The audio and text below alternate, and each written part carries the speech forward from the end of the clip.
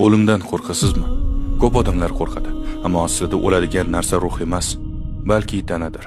O'lim mavjudotning yakuni emas, bu shunchaki joyning o'zgarishi.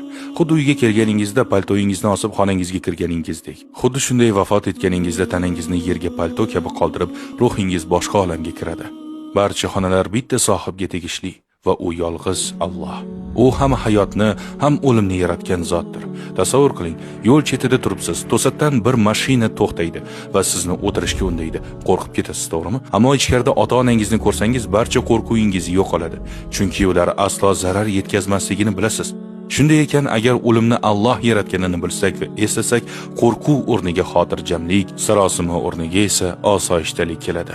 Bu dunyo shunchaki mehmonxona va o'lim bu haqiqiy, minglab payg'ambarlar kutib turgan go'zal saroyga kirish eshigidir. Alloh bizga oxiratda ular bilan birga bo'lishni nasib qilsin.